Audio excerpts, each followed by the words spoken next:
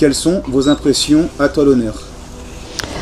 Rien que par la voix et l'autorité, mais en même temps la compréhension du chien et l'amour que tu peux apporter au chien, aussi a fait elle s'est sentie en sécurité avec toi tout de suite, et ce qui a permis de nous montrer qu'il y avait, grâce à un comportement adapté, que le dressage était quelque chose de facile et voire même plaisant.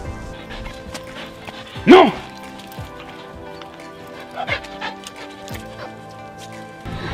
Pas bouger votre chien. Lui, comme ça, pas bouger votre chien. Voilà. Là, on est dans l'éducation d'un chien, et le chien de travail, ça se travaille différemment. Parce que sinon, si on ne lui apprend pas avec des codes... Pour ça, doucement, doucement. Doucement.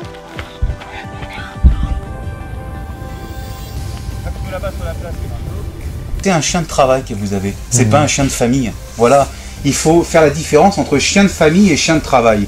Et là, on est face à un chien de travail parce que dans l'élevage en question pour lequel ce chien a été acheté, on est sur des lignées de travail. Donc on ne peut pas demander à un chiot d'être un chien hyper équilibré et hyper chien de travail si on le confie à des propriétaires de chiens qui n'ont pas l'expérience des chiens de travail, en l'occurrence de ce Malinois. Vous avez une Formule 1 là en fait. Vous avez un chien qui est destiné à faire de la compétition, alors du mordant, du ring, de l'agility, de faire de l'activité avec du vélo, faire du courir, enfin c'est un chien qui doit faire 4 km par jour. Pas touché. Ils vont venir les chiens, t'inquiète pas. Ok.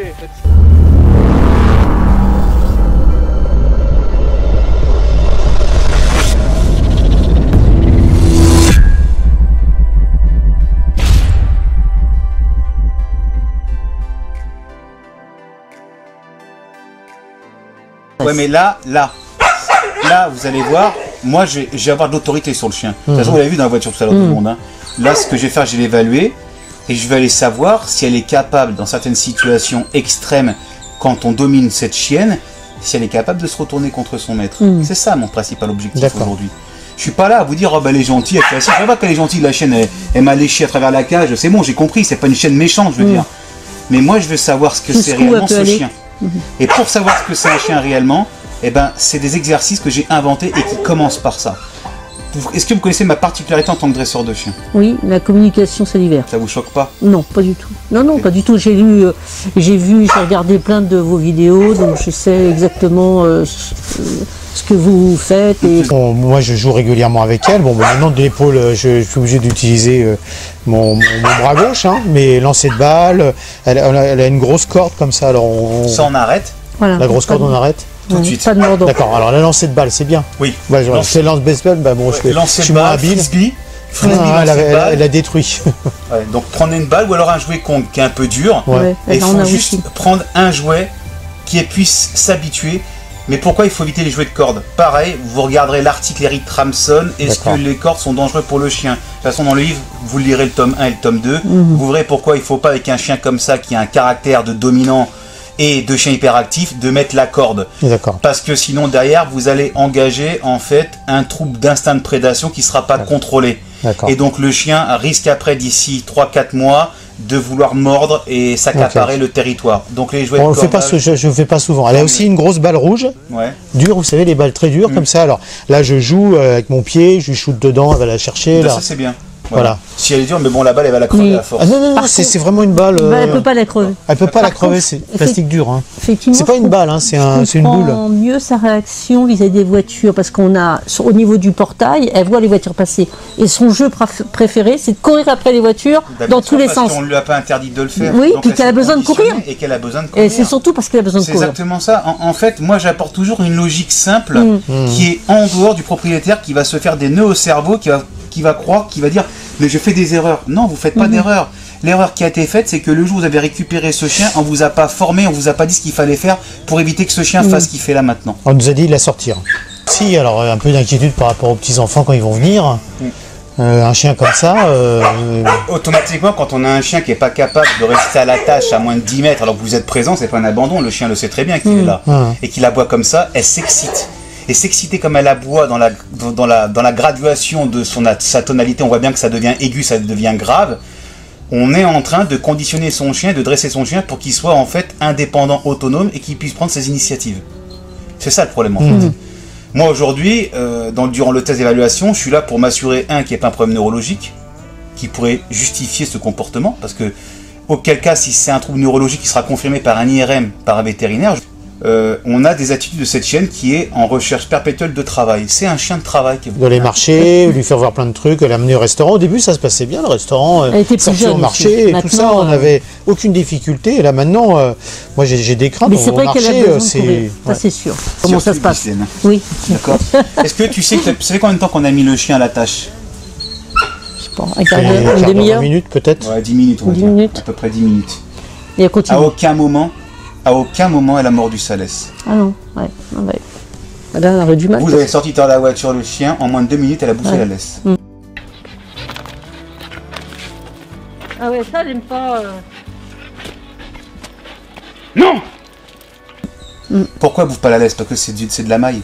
Elle a essayé 2 fois, elle a mis ses dents dessus. Oh là, c'est pas agréable. Non, je veux dire, c'est tout ça qui est important. Ouais. Et voilà ce qu'elle vient de faire là. Regardez ce qu'elle fait. Elle cherche à aller sauter pour s'énerver. Elle saute comme si elle voulait attraper les branches d'arbres. Ouais. Chez vous, est-ce qu'elle le fait ça? Oui, elle saute, elle attrape les branches d'arbres. Elle attrape. Il faut l'interdire ça. Ça veut dire, on met pas un chien en liberté tant qu'on ne lui a pas pris les bases de la satisfaction de liberté. Sinon, regardez ce qu'elle fait. Sinon, on va en fait provoquer chez le chien ce qu'elle fait là, c'est-à-dire que c'est un chien incontrôlable.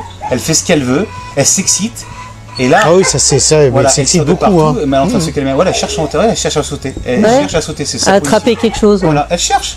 Elle veut mordre. Mais ça, c'est pas vous qui avez fait ça. C'est dans ses gènes. Elle veut mordre. C'est un chien de travail. Mais un chien de travail, si on lui donne pas, ça s'excite comme ça. Je pense que le colis va bientôt péter. Bon. Mais c'est vrai et que. Elle cherche le chiffon. Pourquoi j'ai mis le chiffon? Elle aime bien attraper les chiffons. Ouais. Voilà, parce qu'elle veut mordre dans le chiffon. Elle aime bien attraper les chiffons. Parce que dans les débourrages de ces élevages là-bas, ils font débourrer les chiots mordants. Parce que généralement, ces chiots sont destinés à des gens qui veulent faire du travail.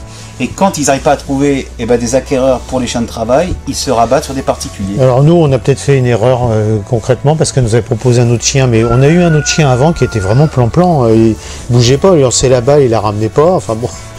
Alors on l'a vue petite.